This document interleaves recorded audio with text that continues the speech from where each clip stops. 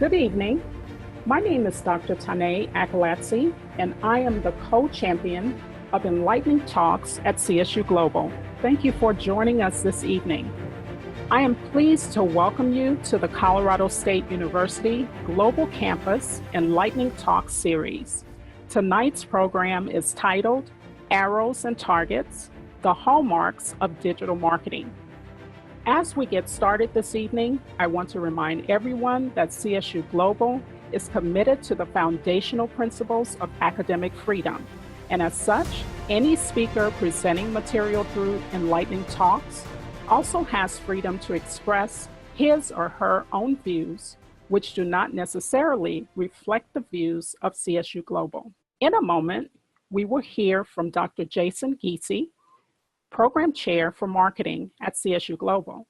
And Jason will briefly introduce the university, CSU Global's marketing program, our Enlightening Talk series, and tonight's exciting featured speaker, Leah Zion. Well, thank you, Tanae, and welcome everyone to tonight's session of Enlightening Talks. First, we're going to talk about CSU Global, and as you can tell, CSU Global was created in 2007 and was the first independent 100% online university in the United States. Our original focus was on working adults and modern learners, but just recently, beginning this fall, it's pretty exciting that we're going to bring in first-time freshmen in the state of Colorado. We also provide bachelor's degrees, master's degrees, certificates, and specialization programs. We're not state funded. We get no donors or alumni donations. Everything is 100% tuition-driven revenue for this university. And we have nearly 19,000 current students. CSU Global was founded to help non-traditional students with different needs and expectations, primarily working adults, overseas military, and homemakers. In fact, 75% of post-secondary students are now non-traditional, and CSU Global has successfully built an industry-leading higher ed philosophy to engage the students for the future. Currently, our model is to be flexible and supportive of a modern, forward-thinking university to utilize and build the best practices in education.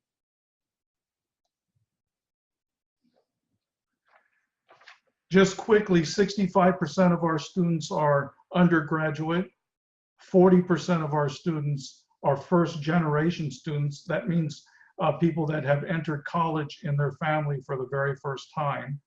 20% of our students identify as racial ethnic minorities, 15% active military dependent,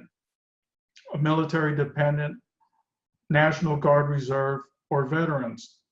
Students represent all US states and territories and over 50 countries. The average student is 35 years old and is married with 1 child. Well, let me just talk about the marketing program and some real exciting things that are going to happen this winter semester. Our program is growing and improving. We've added digital and global integration in each of our new courses. And we've also added application-based simulations. And what that does is it gives the students an opportunity to get real life practical experience. One of the simulations I'd like to talk about just briefly is one where students will use real-time Google Dollars to improve SEO. And there's nothing like that on the market. This incorporates a new digital specialization and certificate that'll be offered beginning in January. And finally, with all of these incorporations, we're really trying to prepare what I call shovel-ready marketers, meaning marketers that can actually start doing things at work and helping company reach competitive advantage.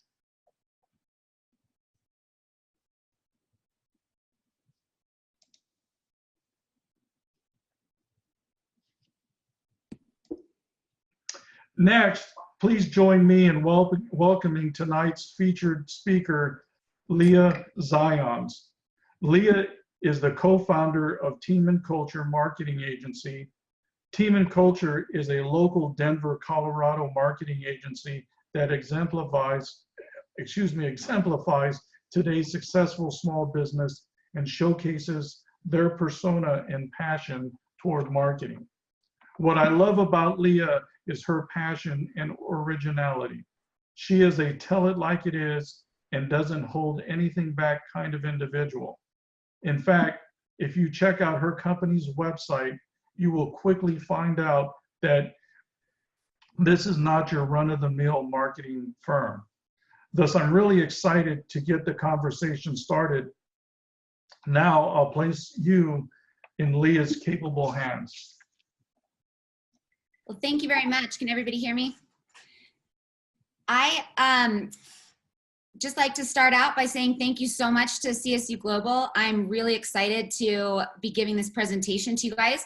I am a marketing strategist. My business partner and I started our company about 4 years ago, and we serve mainly small, medium-sized clients.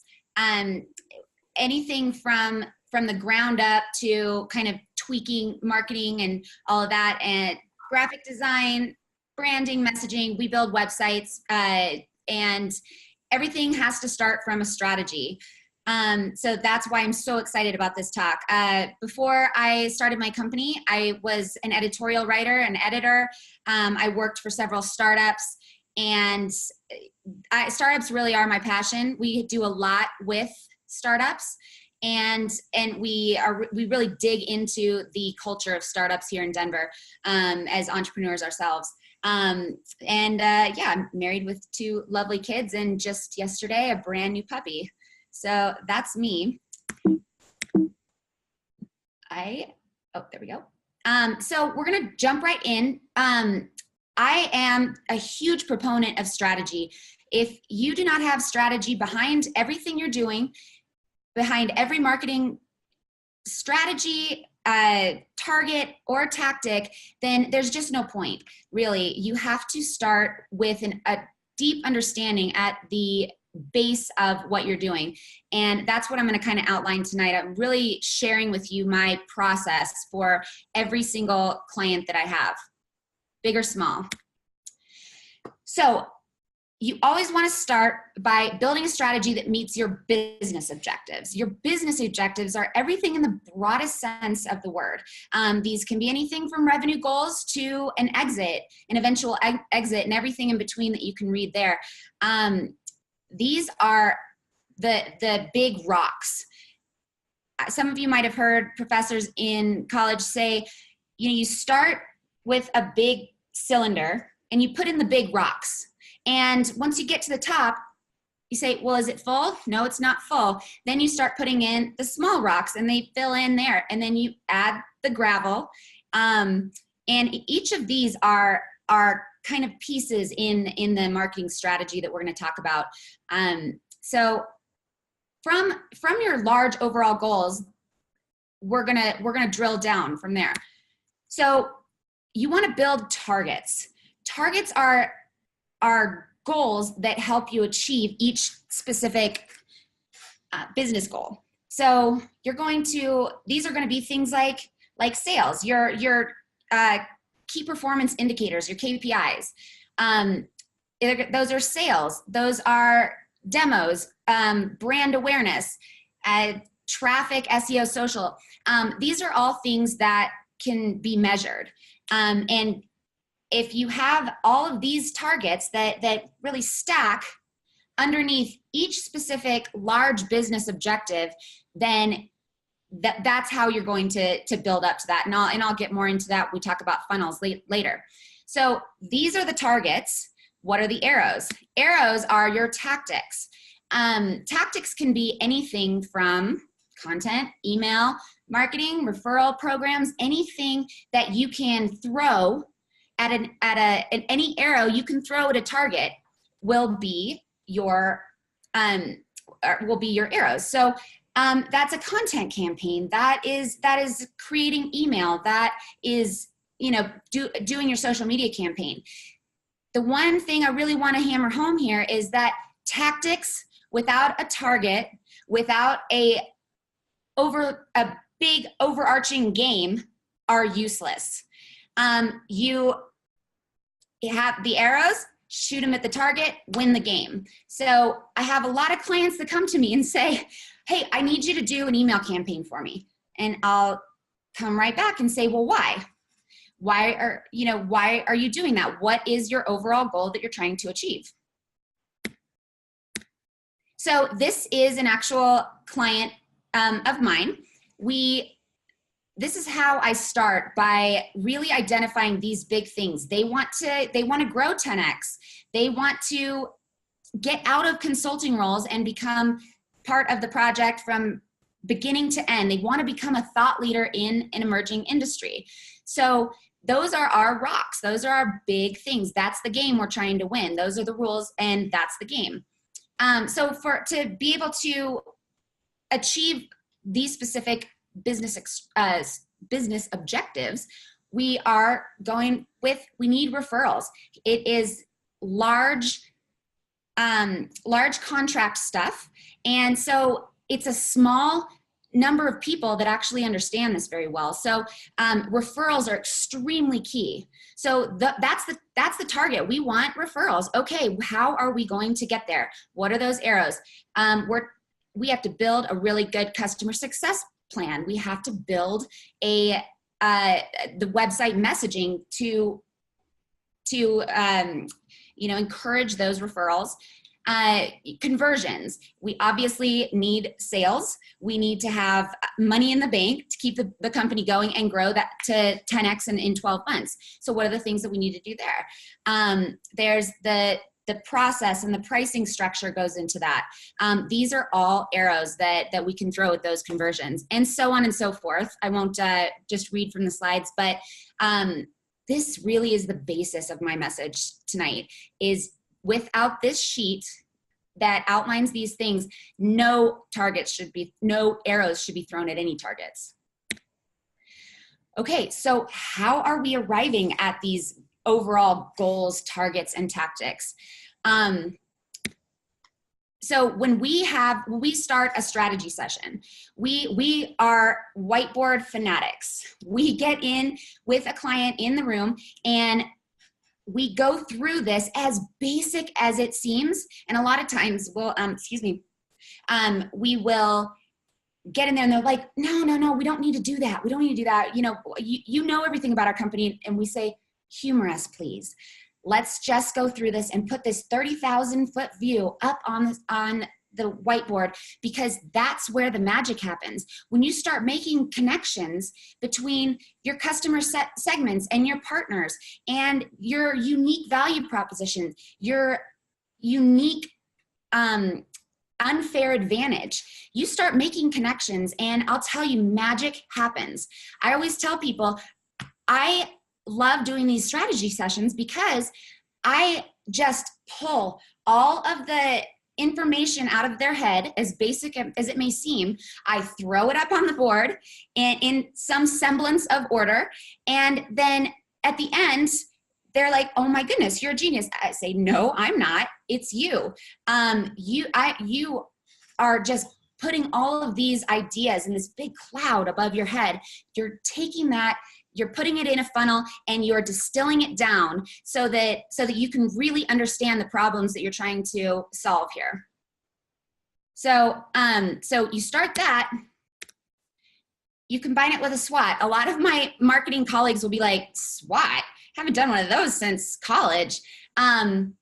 Don't underestimate the SWOT. It is extremely useful. And it's the same as my lean canvas here.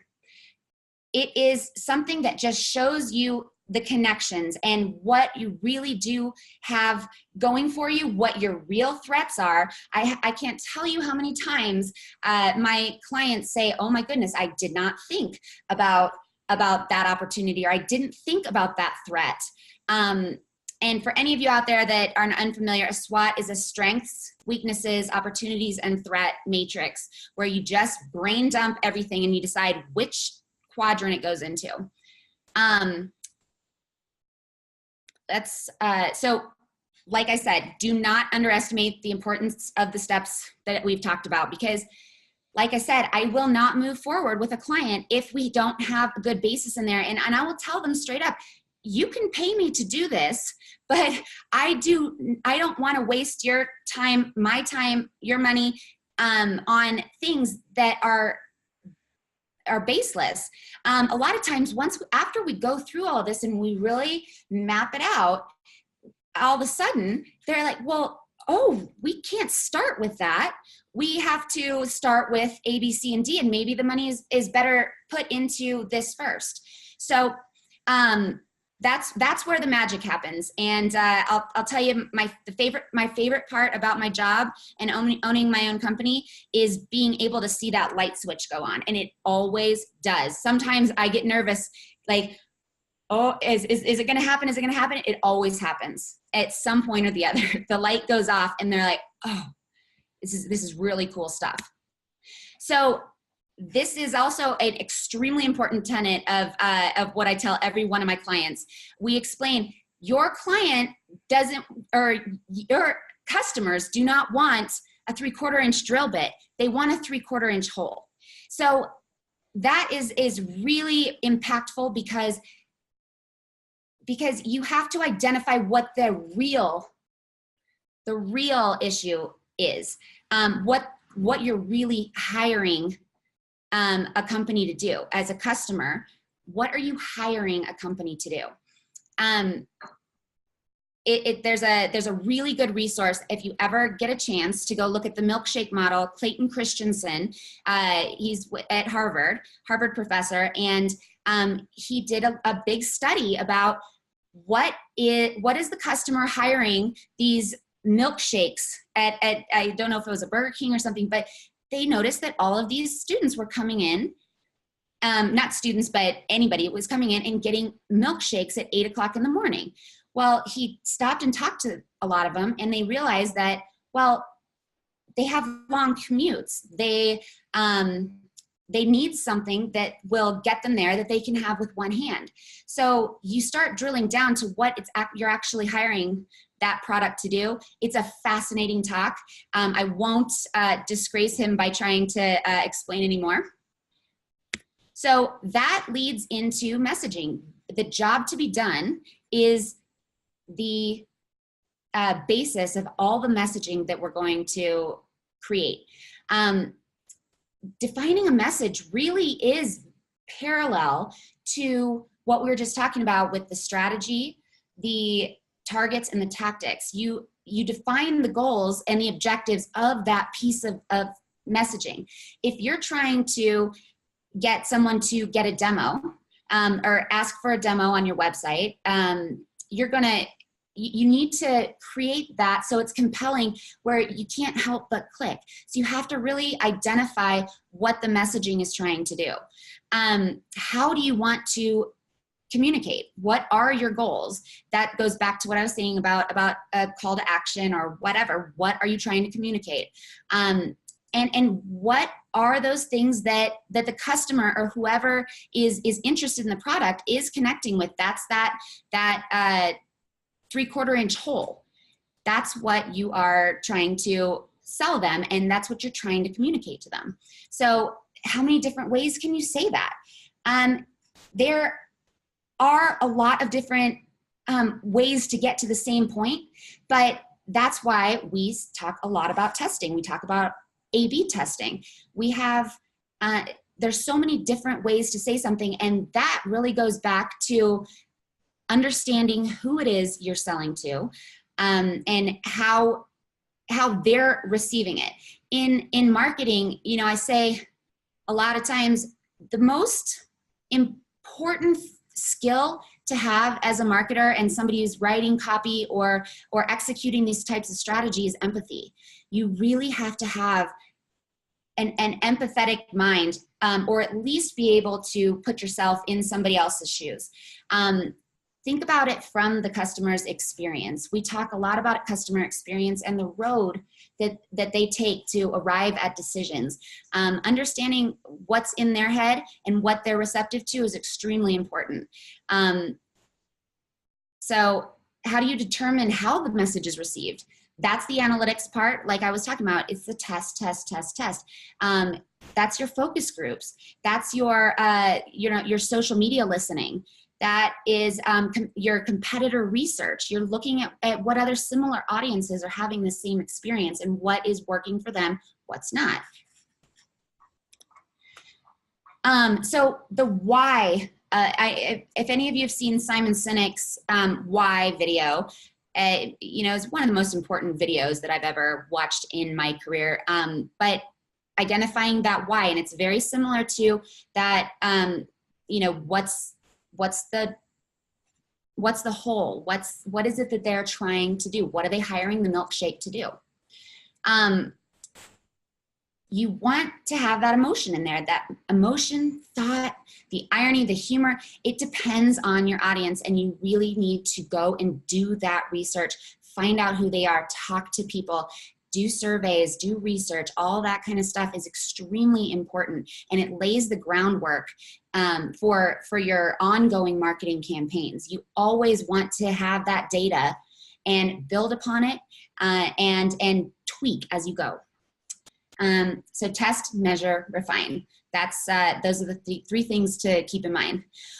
Okay, that's a lot of lists. And right now I'm going to take a quick break and tell you why you should always use an Oxford comma. I actually have a friend who lost a court case because of an Oxford comma. There was a labor dispute, and it was just like this ice cream and fish here.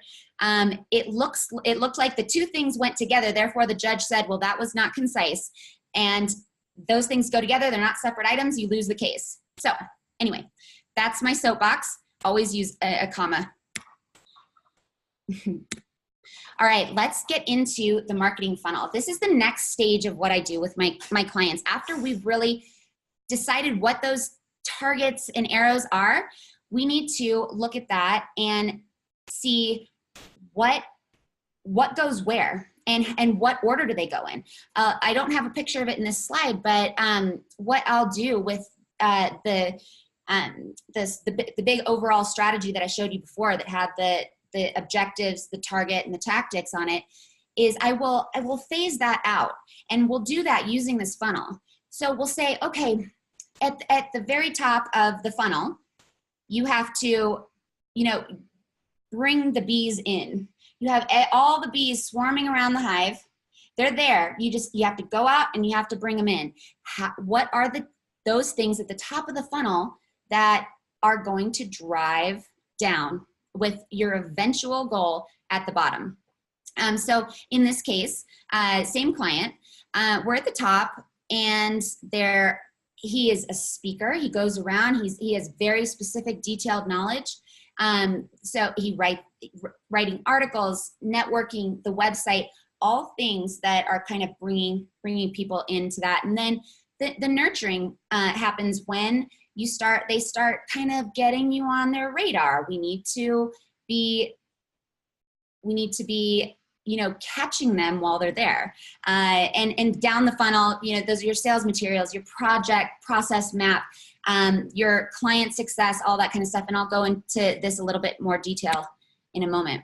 So this is kind of just visually displaying that everything is connected. So without somewhere for all of your tactics, and when you're trying to catch those bees, if you're not trying to get them anywhere, then they're not going to go anywhere. So, you can't do pay-per-click campaigns until, without having a place to direct them. So whether that's your website, your LinkedIn, your blog, whatever you're trying to promote, it has to be connected. You're not going to, the SEO obviously is connected to whatever information that you're wanting to do, and paying attention to that is very important, but that's obviously connected to the website. Your social and your email are no different.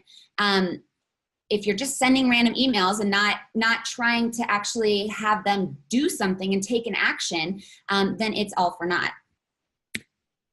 So this is another view of the funnel. It's the reason that we talk about a funnel is because it's a literal funnel. At the very top of the funnel, you have tons of prospects, a lot of people that fit into your target market. And then by the time you actually close, it's a very small number, but that is worth it in order to grab that market share. So I just wanted to kind of illustrate that it looks like an actual funnel. Today, with digital marketing, I know I'm here to talk about digital marketing, but you can't ignore traditional marketing. You can't say I'm just a digital marketer, because whether it's you doing the work or it's somebody else doing the work, these traditional marketing approaches are extremely important, and all of it has a foundation in your big strategy. So say you're a liquor store, you're a high-end wine shop, you're still relying on those postcards that are going out. Sure, you're doing social media, you've got a website, whatever, but in a local market, it might be that you are doing events, you're doing mailings, you're doing a lot of things that are supporting your digital marketing efforts, and conversely, your digital marketing is supporting your traditional. So don't get caught up with saying, well, I don't do any of that. It all is connected. So regardless of the objective at the bottom of the funnel, there is a process for getting there. So now let's talk about tactics.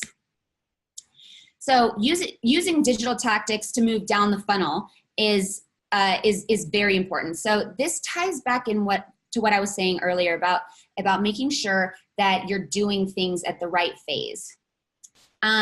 So this is, we call it the tofu, the top of the funnel. So at the top of the funnel, that's where your integrated marketing strategy starts. It will include a little bit of everything, because at that point, you don't know who is going to respond to what. And you might be going after a lot of different target markets. And so in that case, that is a lot of you have to do your persona work, where you're defining the different types of groups that you're trying to bring into your funnel. That's when you're crafting your message to go and catch those leads and bring them into the funnel. Your website optimization is extremely important. So in digital marketing, Google really does rule the day. Any of the search engines, you have to be optimizing your website, your keywords, all of that stuff, even just in the most basic sense, so that you can be indexed, you can be searchable, and then all of those other targets will be able to find it more easily, and that just adds to your SEO value. Having good hosting is very important. It's a lot with websites, it's all about speed. Moving down, your keywords, very, very important. What are people searching? How are you incorporating that into everything from your website to your articles, your social media posts, even your profiles? Those keywords all help support that one main target, which could be the website or wherever. Your content creation, paid ads, same thing. Your social media, link sharing, very important. So at the top of the funnel, it's really kind of in order. You really need to do these things in a bit of an order so that it can kind of pull people down. So then we move into the middle of the funnel. So the middle of the funnel starts when there's an action taken. There is an interest. You've got a fish on the line. And what do you do when there's a fish on the line? You yank it. And so everything in that middle of the funnel, MOFU, are things like your email capture. You're capturing the email so you can remarket. That's your CRO, your click rate optimization. Your retargeting. So somebody clicks on this one page on your website, and then the internet follows you with the ads all around. That's a retargeting. That's a brand awareness thing. I'm sure everybody's heard about how, it's at least 7 to 14 to 20 touch points before somebody starts hearing something, it sinks in, and you actually get some spark of recognition or some sort of, oh, I might need that, or I should look at that, or next time when you're in the position, I have something on my mind. And it's a great tactic. Again, not a one size fits all solution. It is all based on your strategy. So your calls to action, if somebody's clicking your calls to action, if somebody is taking some sort of action, you are in the middle of the funnel, and you have to go in and get them to move further down. It's a hot lead at that point. Behavior-based automation. There are a lot of tools out there for marketing automation, which can be anything from very basic, like your MailChimp, all the way up to a Marketo, which is an enterprise solution and very, very complicated. But what it does is it listens. It listens to media. It listens to the salespeople. It tells you, it's pretty much everything. It's a sales, it's like a sales force, but for any kind of behavior signals. So if somebody clicks on a link in your email, if they click on a page on your website, you can track all of that. We put pixels on the website, and so you can see who's coming where, and you can really target them based on their geolocation, based on their interests, their demographics, anything like that. So there's a whole scale of behavior-based automation that you can look into, and it's very, very powerful stuff. It's just automation at its highest and best use. Email marketing, gamification. So gamification, a lot of people have been using it forever. Buy one, get one free. Come in and do this, or rack up points and get a free coffee. Those kinds of things. But there's a lot of digital marketing incentives that you can do with gamification. Okay, so then let's move on to the bottom of the funnel. The bottom of the funnel is when you have the really hot lead, or you have the conversion. At that point, you are nurturing and trying to get more clients from that. And so it's anything from customer service, loyalty, incentives, touch points, anything that is making them feel like they made the right decision. And not only did they make the right decision, they actually want other people to make the same decision as they did. That is the golden grail of this marketing funnel. All right, analytics. So once we have all these tactics, all these arrows flying everywhere, we need to know, well, which one hit the target, which one sailed way past, and how do we do that? So there's digital analytics, such as traffic, or your site data, your Google ads, anything like that that you can measure. You have your SEO on your website. You can start measuring through Google Analytics how well the pages are indexing, how well everything is kind of moving into the search, so that people are finding you a lot quicker. And then conversion optimization. We're always looking at that, and we're setting those goals. Like, what is a conversion? So a lot of times my clients think a conversion is a sale.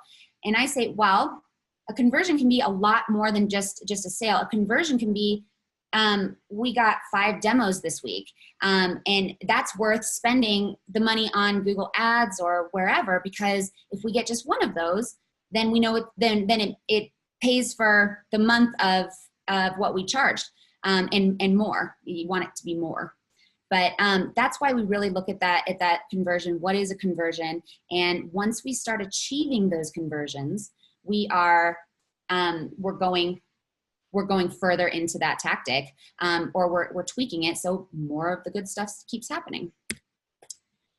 So analytics, there are analytics at every stage of the funnel. So at the top of the funnel, you can look at, and with analytics, it's a broad term. We're talking about data. Any data that we can have to help us make better decisions and measure what we've done is considered the analytic, in what I'm teaching here anyway. So the top of the funnel, it's your market research, it's your A/B testing, it's forecasting. What are your competition doing? What is the market size? How can we how much of that can we actually capture? And if we get that, what can we expect?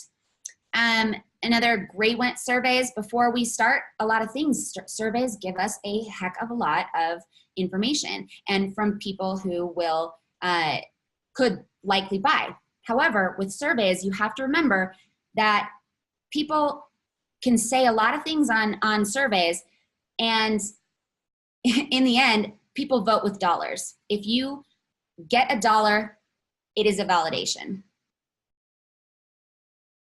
Focus grouping. I just love focus grouping, whether it is taking one person to coffee or a high paid study where there's a ton of people in the room and you've got your script.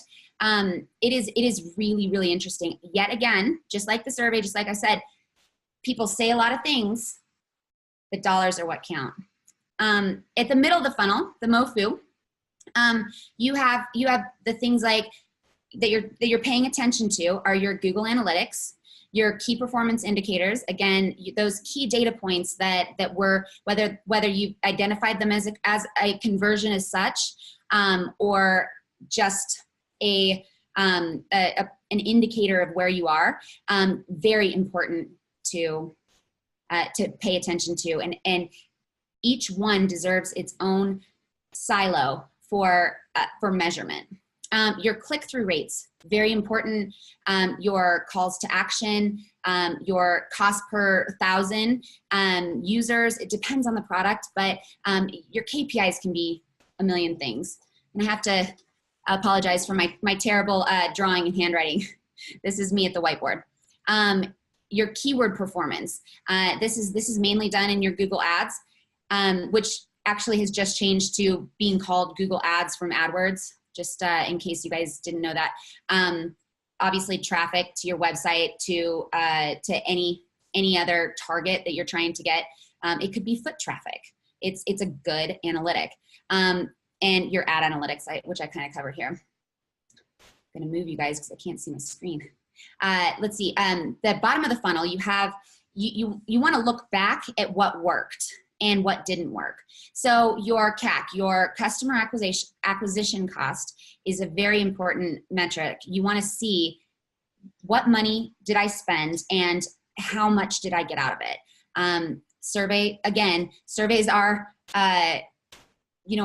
better in hindsight. A lot of times when people have already bought, they can tell you how their experience was. So surveys at the end are fantastic if you can get people to do them. A lot of times that's one of the tougher things. You get emails that say, give us your feedback, please rate us, whatever, and you're like, delete. But if you can get them, they're very good.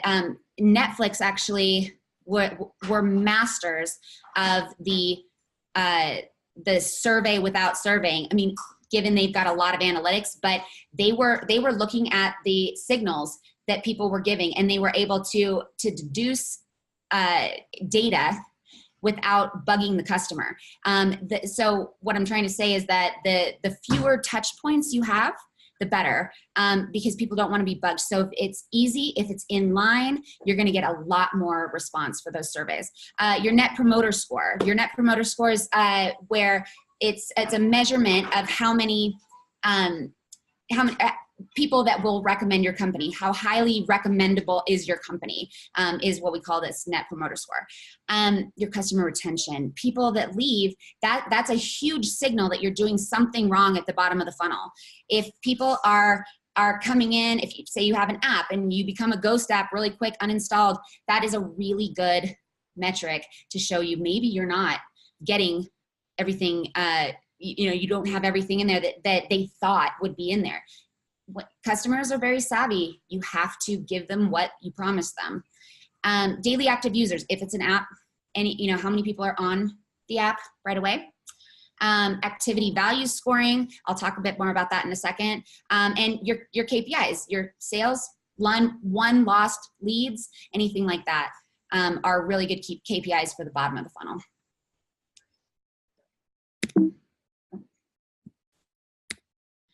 Okay, so in this one, I'm talking about that activity scoring exercise. So this is kind of a matrix where we'll put, okay, we did radio ads, we did events, we did search, what was working and how much did it cost, time and energy wise.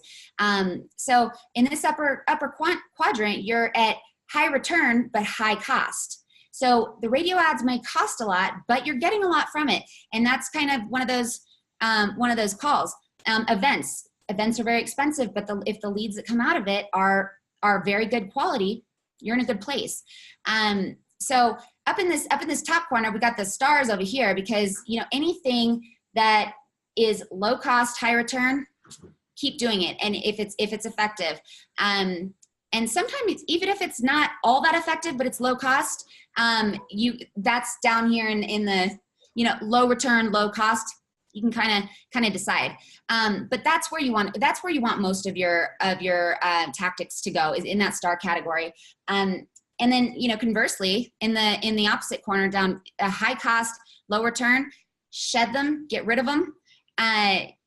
If it's billboards, if it's display, and these are just examples, but maybe you ditch the softball team because it's low cost, low return. Should we do it?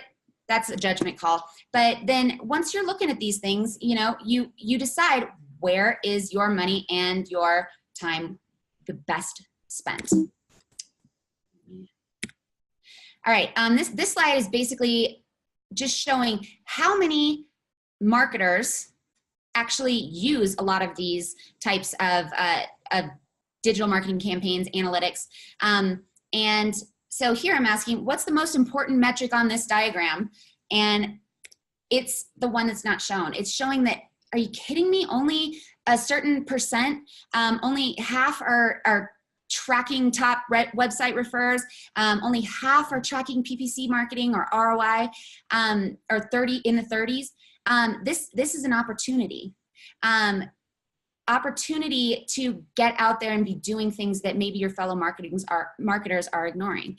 Always be looking for that advantage, especially when it comes to this stuff, which is why I am always telling people you can never stop learning in digital marketing, because if you blink, it changes. And if you don't keep up to date, you are going to, you're gonna falter. So remember, what gets measured gets managed. And this basically just says what you pay attention to, the KPIs, the analytics, anything that you are paying attention to is something that is going to get managed. If you're not identifying those KPIs, if you're not identifying your targets, and your overall objectives, you're not paying attention to them. Therefore, they're not going to get anything. The squeaky wheel gets the grease. Okay, thank you so much for listening. I really appreciate it, and I welcome your questions or comments.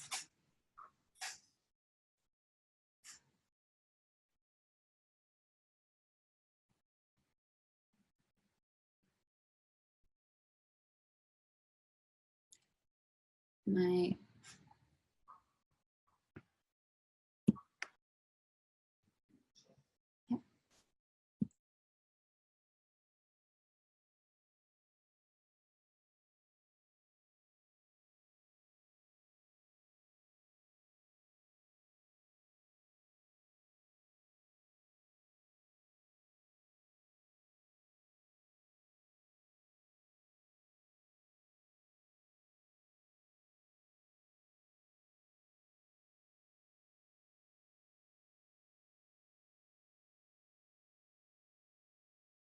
Leah, there are 3 questions that are already out here for you. Thank you so much for sharing your time and insight. The first question is generally how well implemented do you find the analytics stacks of your customers? Oh, that's a really, really good question. Getting your clients to follow through is a very, very tough thing. And a lot of times we have to actually do it for them or refer them to a company that's going to take care of that stuff, because with small and medium-sized companies, we find that they're busy running their business, and that's a lot of times why they're hiring us. So if you're in a large company, I'm in a different situation because I work for multiple different companies at one time, but so we take it upon ourselves to look at the measurements and send reports. But if you're in a big company or a small, medium-sized, any company, just like the strategy, you really need to know what analytics are really important and what kind of stack you need, because you can spend endless amount of money on it, on anything, and just like what I was talking about before, if you have good, you have expensive analytics that aren't giving you data that you need, or it's not used, ditch it and kind of try and get on something that is really giving you every single day, giving you value. Does that answer your question? I hope. I think it does. Okay, here's your next question. What percentage of marketing is digital, and what is the optimal level? Great question. And I hate to say it depends, but it kind of depends on what the product is. Going back to the high-end liquor store an example, I would say that's around 50-50. If you are a mobile app, it's going to be around 99%. You've probably seen, like, even Slack is running commercials now on TV. That's kind of a higher level example of, company that got very big, and a lot of companies are starting to do media commercial ads, which can be talked about as a bit digital, but it's more considered the traditional. It really does depend on your client or the company that you're working for, and what's effective. I've had even a few clients where they're like, well, we don't need to do any traditional. And I was like, really, you sure? Because there's these forums. We could get you on the speaking panel. Let's print out brochures so that you're in a specific situation, you can hand out this collateral. And so for me, in my agency, I'd say I probably do about 70-30, 30 traditional marketing and about 70 digital. Okay, thank you. Here's another one. Is Radon 6 a listening program from Salesforce.com? I'm sorry, I didn't hear the I think it's Radon 6, a listening program from Salesforce.com. Is it for Salesforce? Radon 6?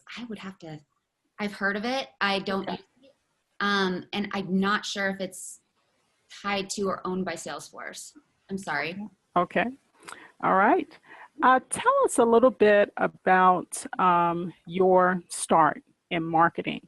How did you decide on a career in marketing, and and what led you there? I knew I wanted to be a marketer when I was like 7. I used to live for the Super Bowl commercials, and I would sit and I would write them down, and then while the game was actually on, I'd go and I'd edit them, and then I'd redo them. Well, this would have worked better. This message would have been funnier. Or this would have been better. And then I'd go out and reenact it for my parents. I loved anything to do with ads, advertising. And funny, I'm not in advertising. I do a lot of ads for digital ad sort of stuff, and I do a lot of marketing collateral with messaging and design and all that.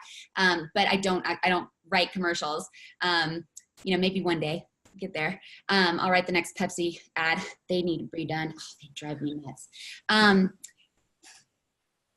And then in high school, I joined the DECA Club, and that was so much fun. And I won state a couple of times. And my area was quick serve management. So, you know, your fast food restaurants, and it was so much fun. We'd get so excited. So we'd go to these competitions. They'd give us a set of parameters and what we had to work with, and a situation, and we'd have to come up with a marketing strategy for that. And I think that gave me such a strong base of in this strategy that I'm just harp on all the time.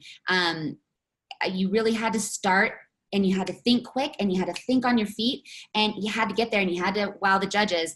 And so there was just no question when I went to college what I was going to study.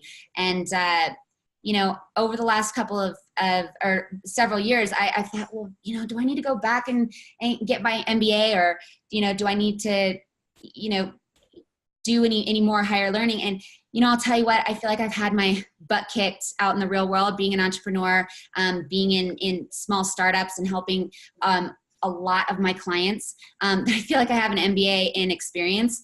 But, you know, for a lot of the bigger companies, those types of education really do pay off. But I feel like I'm kind of at a point in my career now that I have really come to enjoy just the continual learning of what's happening. And I just love it. Awesome. Here's another question. You mentioned that it's important to keep up to date with the digital marketing scene. What resources do you use to keep yourself up to date? Great question. Let's see. So I love, one of my favorite is Product Hunt. It is, you go on and you can check out all the new different technologies, and they're sorted out by developer tools, productivity tools, design tools, all these, you know, different types of apps. And I just find myself geeking out on it big time, just learning what's going on. I go to a lot of events. I am very into these entrepreneurial groups and energy tech. I have a lot of oil and gas energy clients. I have commercial real estate clients. I go to a lot of events. I go to a lot of conferences. I think conferences are amazing because whether or not the actual speaker really moves you, you meet people and you talk to people who are doing so many different things, and you're thinking, you know, I really considered myself in the know, and I learned stuff that I had no idea about all the time. And my partner and I were involved in a artificial intelligence project a few years ago, and that was fascinating to see what was going on in AI and how quick it is moving.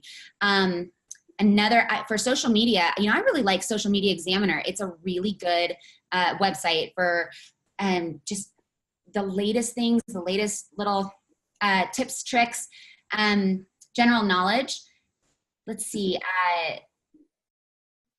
Yeah, I mean, I pay attention to, especially with websites and what's going on with development and all of that stuff. I keep on that because I have a really good network of the tech savvy group. So it's curiosity and asking those questions and say, hey, tell me more about that. I don't know a whole lot about this. Can I give you a call? Can we go have coffee? Anything like that, I just think is so valuable. There's nothing more valuable than going and having coffee and picking somebody's brain. Always buy the coffee though, if you're going to do that. Okay, great. We only have a couple more minutes left. So we have one last question for you, Leah. Okay. And this question is, what are the differences between marketing and advertising? Okay. You know, it's one of those things that it can be a huge gap at one end and a very minute difference at the other end, because advertising really, if you're talking to an ad agency, they're doing a lot of, you know, media buying. They're doing kind of the big sexy campaigns, but and the big graphics. There's a lot that specialize in management and analytics specifically. So we do that as well. But digital marketing really is going to your ads, your display ads for Google or retargeting or anything like that are kind of a smaller part of it. So we do a lot of that. We do, the design work for that. We place the ads, all that kind of stuff, but we wouldn't consider ourselves an advertising agency. There are agencies that only do that and they specialize in it. We're a bit more generalists in the sense that we kind of do a lot of things in that strategy. And when we build those strategies, everything on that list is not a statement of qualifications. These are the things we see that you need to do, not necessarily the things that we can do for you, which is why we keep a really good network of professionals so we could pretty much get you anywhere you need to go, but we don't do all of that. So an ad agency, they're gonna have overlap with us, but they're really gonna be more on the heavy on the creative, heavy on analytics. And the thing is, with marketing today, there is a huge spectrum of companies. I have a friend who only does his agency only does call advertising for Google. If he's going to get a plumber 16 calls if somebody's putting up, Aurora plumber. He's placing ads so that people will push that call button. I have another buddy that owns an agency who just does SEO. That's all they do. I have another colleague that only writes content for blogs, stuff like that. And then, you have people, we're really more specialized in the strategy and then, we build websites, branding and messaging, but that's kind of our chunk. And we're mostly proficient in the strategy part of it. So yeah, there's not much of a line. You can really specialize in anything that you're excited about. You can get in and do that. I mean, I am more of a generalist, but it's really exciting right now to see all of the niche agencies that are coming up. It's incredibly complex and very technical at some of these agencies. It's way over my head on some of these very technical strategies, and they're specialists. Thank you so much, Leah, for sharing your time and insight this evening. And this concludes our enlightening talks for tonight. Thank you to all of our viewers for joining us, and we hope you found the conversation informative and useful. To register for upcoming Enlightening Talks sessions, you can do so from the Enlightening Talks webpage at csuglobal.edu/enlightening-talks. On behalf of everyone at Colorado State University Global Campus, thank you so much for joining us this evening.